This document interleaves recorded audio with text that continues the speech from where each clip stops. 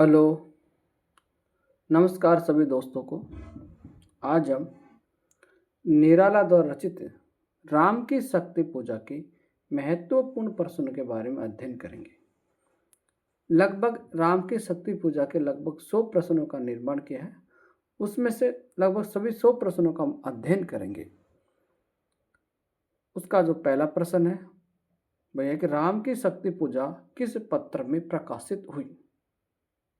राम की शक्ति पूजा जो निराला की रचना है ये किस पत्र में प्रकाशित होती है। पहला ऑप्शन है ए सुधा, दूसरा मतवाला, तीसरा भारत और चौथा आनंद कादम्बरी।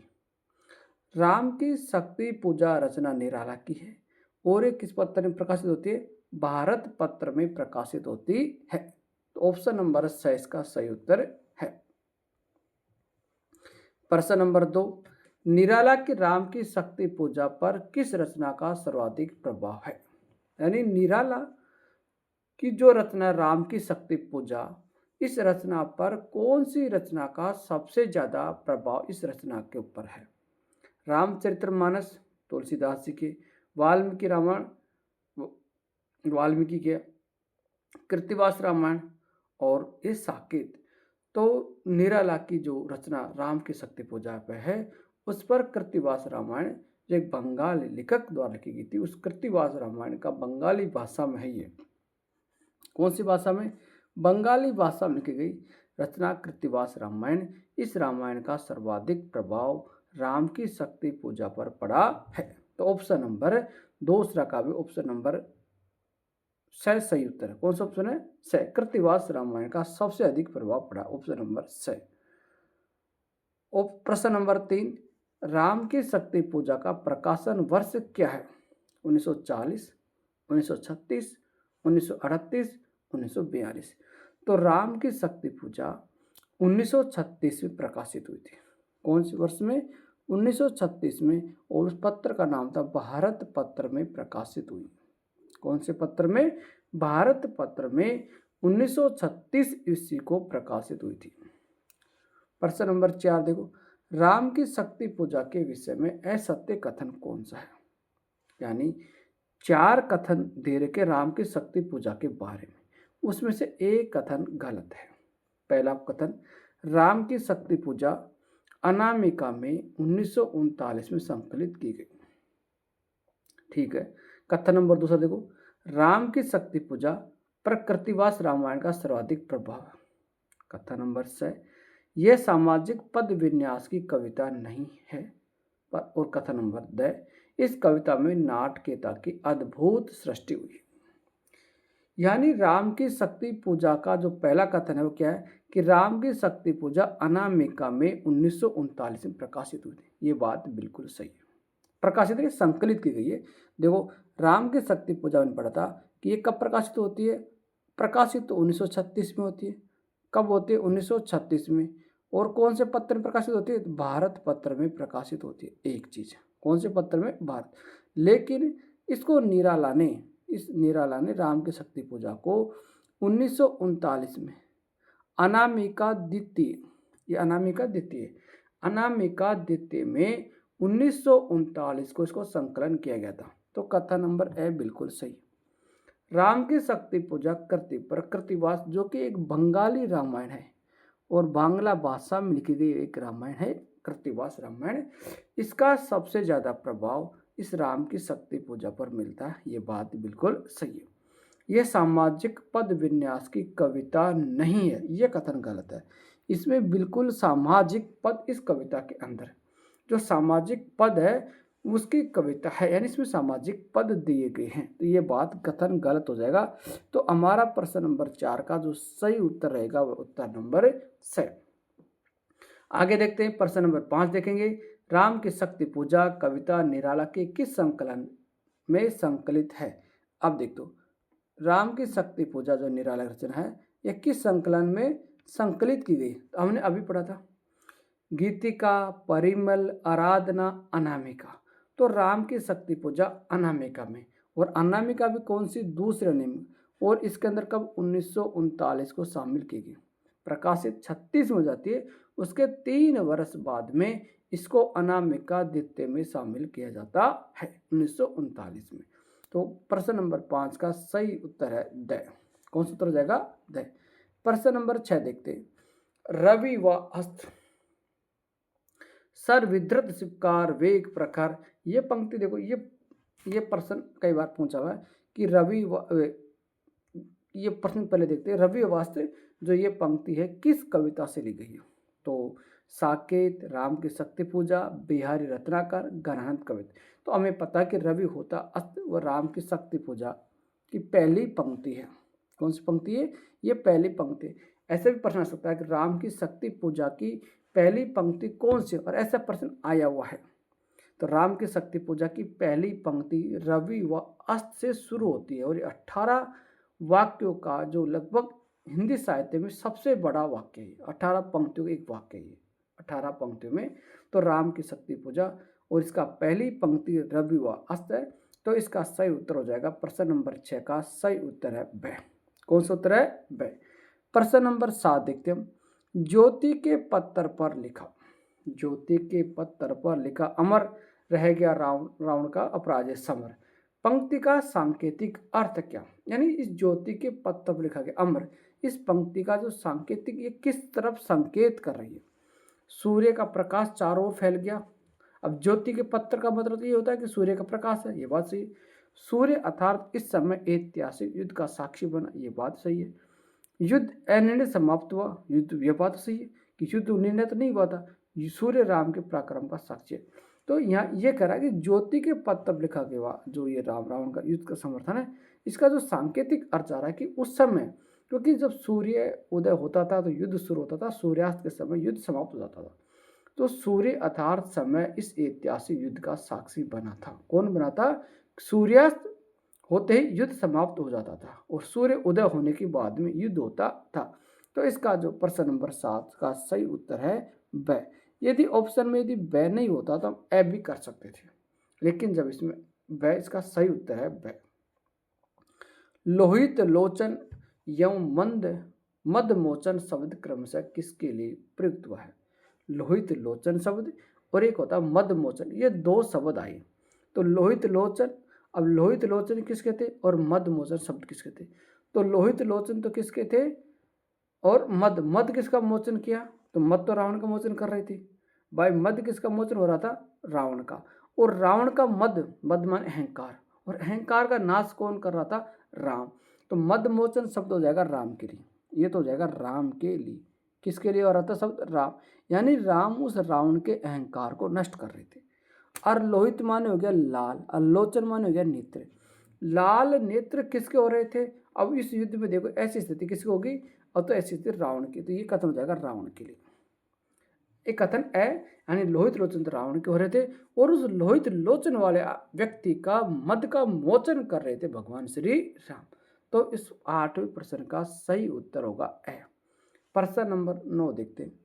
लोहित लोचन रावण मद मोचन महियान, इस पंक्ति में महियान शब्द किसके लिए आया है? अब देखते हैं, देखो लोहित लोचन, अभी हमें पढ़ता कि लोहित लोचन रावण, यानी रावण के जो नेत्र थे वो लाल हो रहे थे और उस लाल नेत्र वाले व्यक्ति का मद का मोचन कौन कर रहे थे? तो मद मोचन करने वाले किसके लिए आया था? राम के लिए। और राम थे वो किस पर? महियान, मही माने था पृथ्वी, और जिसका पृथ्वी यान है। पृथ्वी यान किसका था? भगवान राम का था, क्योंकि रावण तो अपना जो यान लेके आया था, लेकिन भगवान राम पृथ्वी पर खड़े होकर के ही युद्ध कर रहे थे। इसलिए जो महियान शब्द आ जाएगा, ये किसके लिए आया? महियान शब्द भगवान राम के लिए आया, भगवान श्री राम के लिए आया। तो यदि पूछ ले, लोहित लोचन रावण के लिए आया, मद मोचन भगवान श्री राम के लिए आया, और महियान शब्द भी भगवान श्री राम के लिए आया है, क्योंकि मही माने पृथ्वी यान, जिसका पृथ्वी ही यान हो और पृथ्वी पर ही बैठ करके, पृथ्वी पर सूर्य खड़े होकर के भगवान राम युद्ध कर रहे थे, इसलिए महियान शब्द किसके लिए आया? श्री राम के लिए। इसलिए प्रश्न नंबर 9 का जो सही उत्तर है वो उत्तर नंबर ब। आगे अगला प्रश्न देखते हैं। प्रश्न नंबर हम 10 देखेंगे। विचुरित वयन राजीव नयन आत लक्ष्य बाण पंक्ति में कौन सा अलंकार है? अनुप्रास, विरोधाभास अलंकार, रूपक अलंकार और उपयुक्त सभी। अब विच्छुरित वही राजीव ने हत लक्ष्य बाण पंक्ति में कौन सा अलंकार है? देखो अनुप्रास अलंकार है, क्योंकि र के वर्ण की आवर्ती हो रही है। राजीव ने राजू कमल के समान उसके जो नेत्र है उसके लिए, और बिछुड़ना और फिर विच्छुरित वह राजीव ने, तो इसमें अनुप्रास अलंकार भी है, इसमें विरोधाभास अलंकार भी है, और रूपक अलंकार है, इसमें सभी अलंकार शामिल है। राघव, लाघव, रावण, वारणगत, युगम, प्रहर, इस पंक्ति में राघव शब्द किसके लिए आया? देखो राघव, लाघव, रावण। अब हम पढ़ सकते हैं कि राघव और राघव तो फिर भगवान राम के लिए आता है। राघव तो भगवान राम को कहा गया है, इसलिए प्रश्न नंबर 11 का जो सही उत्तर है वह उत्तर नंबर 6 हो जाएगा। क्या हो जाएगा? 6। प्रश्न नंबर 10 में दैता, प्रश्न नंबर 11 का सही उत्तर हो जाएगा 6। प्रश्न नंबर 12 देखते हैं। 12 क्या कह रहा है कि मूर्छित सुग्रीवा गंध भिक्षण गवाक्ष गए नर नीर, वारित सौमित्र भलपति अगणित मल रोत, इस पंक्ति में जो भलपति शब्द किसके लिए है? देखो मूर्छित, सुग्रीवा यानी सुग्रीव और अंगद, भीषण गवाक्ष गए नर नीर, वारित सौमित्र, तो देखो सौमित्र तो लक्ष्मण के लिए आया, भलपति अगणित मलरोध, भलपति किसी का गया तो भलपति ऑप्शन नंबर ए लक्ष्मण क्या कहा गया? सौमित्र, ये तो गलत हो जाएगा। जामवंत, सुग्रीव, हनुमान, तो यहाँ भलपति यानी भालू का पति, और भलपति भालू का पति किसे कहा जाता है? तो जामवंत को। इसलिए प्रश्न नंबर 12 ये भलपति शब्द है, ये जामवंत क्रिया है, और इसलिए प्रश्न नंबर 12 का सही उत्तर हो जाएगा ब। क्या हो जाएगा? ब। प्रश्न नंबर 13 देखते हैं। 13 प्रश्न कह रहा है कि वानर वाहिनी खिन्न लख निज पति चरण चिन्ह, इस पंक्ति में निज पति शब्द किसके लिए आया? निज पति शब्द किसके लिए आया है?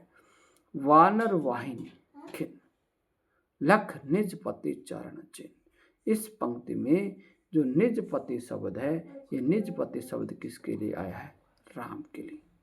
किसके लिए आया है? निज पति शब्द राम के लिए आया है। राम के हाथ पांव धोने के लिए स्वच्छ पानी कौन लेकर आया था? अब राम जी के हाथ पांव धोने के लिए स्वच्छ पानी कौन लेकर आया था? अब हम समझते हैं कि राम के हाथ पांव धोने के लिए उसका सेवक लाएगा, और उसका जो सेवक था वो सबसे बड़ा सेवक कौन था? हनुमान जी। हनुमान जी तो राम जी के लिए, राम के लिए, सिर्फ राम के लिए हाथ पांव धोने के लिए स्वच्छ पानी लेकर आए थे भगवान हनुमान जी ले गए। भगवान राम के लिए कौन लेकर आया था? हनुमान लेकर आया था। प्रश्न नंबर 14 का सही उत्तर हो जाएगा स। प्रश्न नंबर 15 देखते।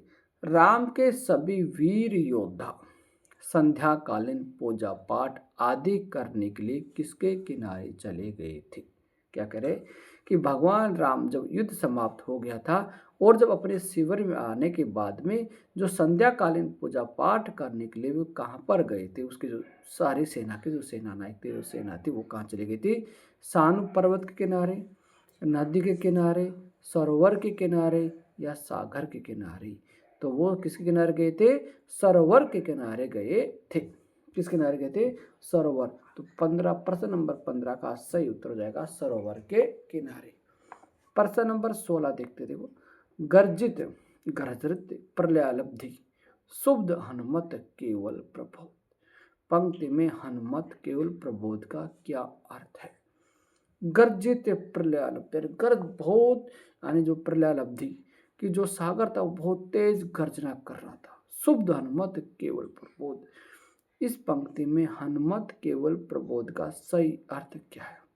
रावण की सेना अत्यंत शुद्ध थी, केवल हनुमान ही जागृत अवस्था में थे, गर्जना करते हुए समुद्र की भांति केवल हनुमान जी शुभ जनों को प्रबोधन दे रहे थे। हनुमान जी युद्ध की अनिर्णायत्मता से शुद्ध थे। तो गर्जित प्रलयालब्धि, प्रलय करने वाले समुद्र के समान हनुमान जी क्या कर रहे थे? शुभ जनों को क्या कर रहे थे? प्रबोध दे रहे थे। उस भगवान राम की सेना के अंदर एकमात्र व्यक्ति थे, किस समान? समुद्र के समान। तो प्रश्न नंबर 16 का सही उत्तर हो जाएगा स, कि गर्जना करते हुए समुद्र के भांति केवल हनुमान जी शुभ जनों को प्रबोधन दे रहे थे। प्रश्न नंबर 16 का सही उत्तर हो जाएगा स। प्रश्न नंबर 17 देखते हैं कि राम की शक्ति पूजा की कथा के कितने सोपान हैं? राम की शक्ति पूजा जो एक कहानी आई है, ये कितने सोपानों में आई? 2, 3, 4 या 5? तो राम की शक्ति पूजा कथा के 5 सोपानों में, पर ऑप्शन नंबर इसका सही उत्तर हो जाएगा द, यानी राम की शक्ति पूजा कितने सोपान में? 5 सोपानों में है। प्रश्न नंबर 17 का सही उत्तर हो जाएगा द। प्रश्न नंबर 18 देखते हैं कि राम की शक्ति पूजा में राम और रावण किसके प्रतीक है? राम की शक्ति पूजा जो रचना है, इसमें राम और रावण, जो दो भगवान राम, एक है राम, तो रावण किसका प्रतीक है और राम किसका प्रतीक है? ये हमें क्रम से वो बताना। सूर असुर के, यथार्थ और आदर्श के, सत्य और असत्य के, असत्य और सत्य के। हमें पता है कि राम, भगवान राम सत्य के लिए युद्ध लड़ रहे थे और रावण असत्य के लिए, इसलिए राम सत्य का प्रतीक है और रावण असत्य का प्रतीक था। इसलिए 18 नंबर प्रश्न का सही उत्तर क्या हो जाएगा? स। क्या हो जाएगा? स। प्रश्न नंबर 19 देखते, राम की शक्ति पूजा में रस योजना के विषय में सही विकल्प है। राम की शक्ति पूजा में रस योजना के विषय में सही विकल्प है। इसमें कौन कौन से रसों का प्रयोग हुआ? श्रृंगार, देखो श्रृंगार, इसमें गलत आता टाइम, लेकिन श्रृंगार हम लिखते हैं इसको ऐसे, श्रृंगार ये शुद्ध शब्द शुद्ध में आ जाता, तो ये होगा श्रृंगार। तो ये श्रृंगार, इसमें टाइपिंग गलत है। श्रृंगार करुण विभत्स रसों का प्रयोग, श्रृंगार वीर शांत रसों का प्रयोग, भयानक करुण वीर रस का प्रयोग, श्रृंगार भयानक करुण रस का प्रयोग। प्रश्न नंबर 19 में, इस राम की शक्ति पूजा में कौन कौन से रसों का प्रयोग हुआ? तो हमें पता है श्रृंगार रस का प्रयोग हुआ, बिल्कुल हुआ सर। करुण रस का इसमें प्रयोग नहीं हुआ है। श्रृंगार का हुआ, वीर रस का प्रयोग बिल्कुल सर हुआ, और शांत रस का प्रयोग भी हुआ। तो प्रश्न नंबर 19 का सही उत्तर हो जाएगा ब। श्रृंगार रस का प्रयोग हुआ, इसमें वीर रस का प्रयोग हुआ, शांत रस का प्रयोग भी हुआ है। तो कौन सा 19वां में प्रश्न जो उत्तर है ब सही रहेगा? कौन सा ब? प्रश्न नंबर 20 देखते हैं। प्रश्न नंबर 20 है, अमानिशा उगलता गगन घन अंधकार है अमानिशा, यानी अमावस्या की रात को एक घनघोर अंधेरा। इस पंक्ति में अमानिशा शब्द का क्या अर्थ है? युद्ध की पराजय का अंधेरा, अमावस्या की रात, रावण की सेना के भय का अंधेरा, उपयुक्त में से कोई नहीं। तो देखो, सामान्य इसका अर्थ है, अर्थ पूछा है तो अमावस्या की रात का सामान्य अर्थ ये अमानिशा, इसका सामान्य अर्थ तो यही रहेगा, अमावस्या की रात।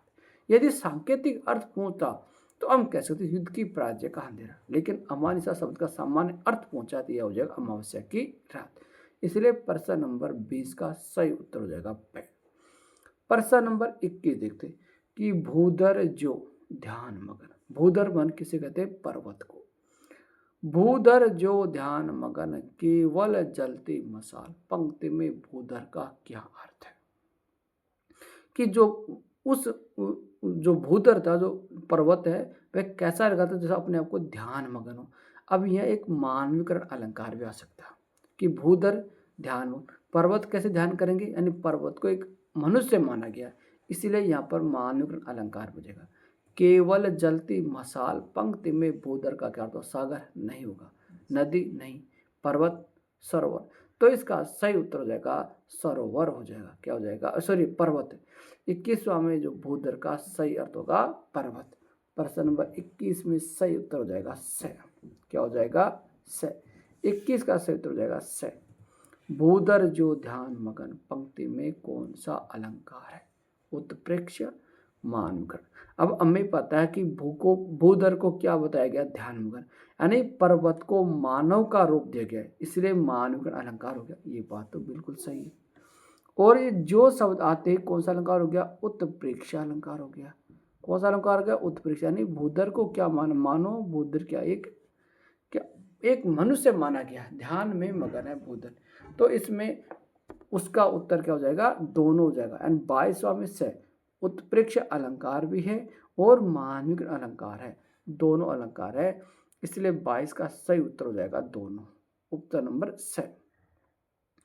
प्रश्न नंबर 23 देखते, अयुत लक्ष्य में रहा जो दुराक्रांत। पंक्ति में अयुत लक्ष्य शब्द का, अयुत और लक्ष्य शब्द का क्रमशः क्या अर्थ है। अयुत लक्ष्य, अयुत और लक्ष्य। अब लक्ष्य मान तो हम सीधा सट कह सकते हैं, लक्ष्य मान क्या कहते हैं, लक्ष्य और अयुत। अयुत कहते हैं लाख और लक्ष्य माने करोड़। अयुत लाख और लक्ष्य माने करोड़ को। लक्ष्य किसे कहते हैं, करोड़। तो लाख अयुत शब्द है लाख के लिए और लक्ष्य शब्द है करोड़ के लिए। तो प्रश्न नंबर 23 का सही उत्तर हो जाएगा स। क्या हो जाएगा स, कि अयुत शब्द का प्रयोग लाख के हुआ है और लक्ष्य शब्द का प्रयोग करोड़ के लिए। ऐसे क्षण अंधकार घन में जैसे विद्युत जागे पृथ्वी तनिया। कुमारी का अच्युत, इस पंक्ति में पृथ्वी तन्या किसके लिए आया। पृथ्वी की तन्या किसको गया, मंदोदरी को, कौशल्या को, सीता को और उपयुक्त सभी के लिए। तो पृथ्वी की तन्या का अर्थ था पुत्री। पृथ्वी की पुत्री किसको कहा गया, तो पृथ्वी की पुत्री कहा गया सीता माता को। प्रश्न नंबर 24 का सही उत्तर हो जाएगा स। पृथ्वी की पुत्री सीता कहा गया, तो 24 का सही उत्तर हो जाएगा स। प्रश्न नंबर 25 देखते हैं, चमकती दूर ताराएं जो हो कहीं पार, यानी कोई दूर ताराएं चमक रही, चमकती दूर ताराएं जो हो कहीं पार। अब जो शब्द आते तो कौन सा अलंकार हो जाएगा, उत्प्रेक्ष अलंकार। क्या हो जाएगा, उत्प्रेक्ष अलंकार। पंक्ति में ताराएं शब्द संबंधित, ताराएं शब्द का प्रयोग किसके लिए हुआ है, इस तारा का नक्षत्रों के लिए, अंधकार में चमकते तारों के लिए, लक्ष्मण के नेत्रों के लिए, श्री राम के नेत्रों के लिए। चमकती दूर ताराएं जो हो कहीं पार, यानी कोई दूर ताराएं चमक रही है, क्या चमकती, भगवान राम के नेत्रों के लिए इस शब्द का प्रयोग हुआ। तारा शब्द किस लिए है, राम के नेत्रों के लिए ताराएं शब्द का प्रयोग हुआ है।